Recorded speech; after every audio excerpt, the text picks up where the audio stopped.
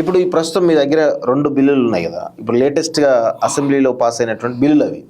So వాటిల్లో మీరు ఏ విధంగా చెల్లించగలుగుతున్నారు? అంటే ఒక కార్యరూపం దాల్చవని ఏ విధంగా చెప్పగలుగుతున్నారు? అంటే ఇక్కడ ప్రతిసారి కూడా నేను కాంగ్రెస్ ప్రభుత్వాన్ని అనడం అంటే నాకు నచ్చట్లేదు. ఎందుకంటే నాకు కాంగ్రెస్ ప్రభుత్వం మీద 1% కూడా నమ్మకం లేదు. నా బాధ అంతా కూడా నా తోటి బీసీ సంఘాల మీద నాకు జాలిగా అనిపిస్తుంది. ఈ బిల్లు చదివినలా మన వాళ్ళు అనేదే నాకు అనిపిస్తుంది. ఈ బిల్లులో ఇక్కడ చెప్తుంటారు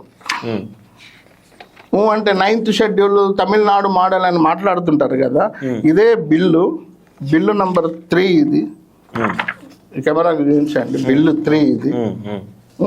బిల్లు 3లో ఇక్కడ వీళ్ళే చెప్తున్నారు. ఏం చెప్తారంటే, the honourable supreme court of India in their judgment in Indrasani versus Union of India reported in 1993 SC 477 internal LI observed that reservation under Clause 4 of Article 16 of Constitution may be exceed 50% of appointments or posts by making out a case showing existence extraneous circumstances for exceeding the limit. అంటే limit ఈ 50% limit చేయొచ్చు అని చెప్తాడు. మళ్ళీ ఇంకా ఇక్కడ ఏంది, subsequently article 15 and 16 of constitution have been amended by the Constitution 93rd Amendment Act 2005 and Constitution 81st Amendment to Act 2000 respectively on challenge of the same. The Honorable Supreme Court of India in their judgment in M. Nagaraju and others versus Union of India and others 2006 SSC 8 and Ashok Kumar Thakur versus Union of India 2008 of SSC inter alia laid that if state wants to exceed of reservation, then it is required to base its decision on the quantifiable data. ఈ quantifiable data తయారు చేసే దమ్ము లేదా అని నేను అడుగుతున్నా కాంగ్రెస్ కు. Quantifiable data తయారు చేయండి. మీ సర్వే సరిగ్గా చేసిందని అనుకుందాము, దీని మీద అనాలిసిస్ చేయండి, డేటా చేయండి, కోర్టులో నిలబడి ఏం లేదు. కంప్లీట్ 100% సర్వే చేయాలి. ఏ కులం వాళ్ళు ఎంతమంది ఉన్నారు చూడాలి, ఏ కులం వారు ఎడ్యుకేషనల్గా బ్యాక్వర్డ్గా ఉన్నారన్న డెఫిషియన్సీ ఉన్నారని చూడగలగాలి, విద్యాపరంగా ఎంత డెఫిషియన్సీ, ఉద్యోగ పరంగా ఎంత డెఫిషియన్సీ, కులాల వారిగా తీసి దాటిని BCDలుగా మార్చి ఏ కులం వాళ్ళు ఎంత ఉన్నారు, అడిక్వేట్ రిప్రజెంటేషన్కి ఎంత తక్కువ ఉన్నారనేది అనాలిసిస్ చేస్తే ఏ కోర్టు ఆపదు.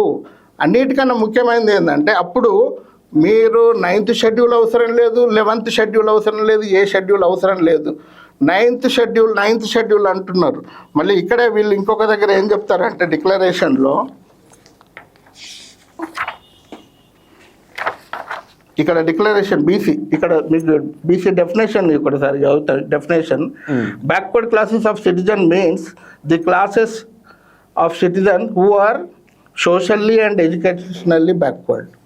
ఇది ఈ డెఫినేషన్. ఇక్కడ ఏమంటారంటే, ఇక్కడ డిక్లరేషన్లో అంటే ఇది విద్యా ఉద్యోగ రంగాలకు సంబంధించింది. It is here by declare that act is for giving effect the policy of the state towards securing the principles laid down part 3 part 4 in article 38 clause B C article 39 article 46 to make use of data secured under article 342A 3 subclass 3 of Constitution of India by the state government of agency. దీని అర్థం ఏంటంటే, ఇది 105వ రాజ్యాంగ సవరణ ద్వారా వచ్చింది. రాష్ట్ర ప్రభుత్వాలకే పూర్తి హక్కులు కల్పించింది.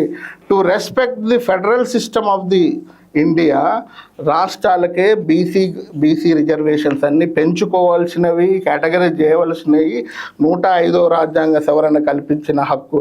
అది మోడీ ప్రభుత్వమే చేసింది. 102వ రాజ్యాంగ సవరణ, 105వ రాజ్యాంగ సవరణ.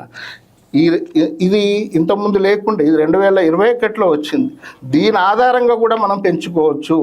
ఇంత స్పష్టంగా ఉన్నాక కూడా జంతర్ మంతర్ దగ్గర పోయి ధర్నాలు చేస్తాం, ట్రైన్లు పట్టుకపోతాం, రాజకీయమే చేస్తాం అంటే అల్టిమేట్గా నష్టపోయేది పార్టీలు కాదు, బీసీలకు ఒక మంచి అవకాశం వచ్చింది. నేను అదే రిక్వెస్ట్ చేస్తున్నా ఈ బీసీ మేధావులను, సంఘ నాయకులను, మీరు పేటీఎం బ్యాచ్లుగా మారకండి. నిజమైన బీసీలుగా మార్చండి. ప్రతి ఒక్కరు మాట్లాడతారు ఏంటి తమిళనాడు 9th షెడ్యూల్ అని మాట్లాడుతారు.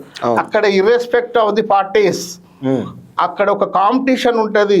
అది ప్రతిపక్షమైన, స్వపక్షమైన, పక్షమైన, అధికార పక్షమైన బీసీ రిజర్వేషన్లు కానీ, ఎస్సీ ఎస్టీ రిజర్వేషన్లు కానీ వచ్చినప్పుడు అందరూ కలిసి పనిచేస్తారు. దానికి ఒక కంటిన్యూటీ ఉంటుంది, ఒక పోటీ తత్వం ఉంటుంది.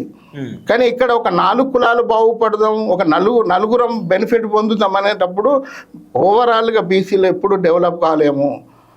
ముఖ్యంగా ఏంటంటే తెలంగాణ వచ్చిన తర్వాత ఎంబీసీలు సంచార జాతులు ఘోరంగా నష్టపోయినాయి. 70 సంవత్సరాలలో ఎంత నష్టపోయినామో అంతకన్నా ఎక్కువ ఈ 11-12 సంవత్సరాలలో నష్టపోతున్నాము.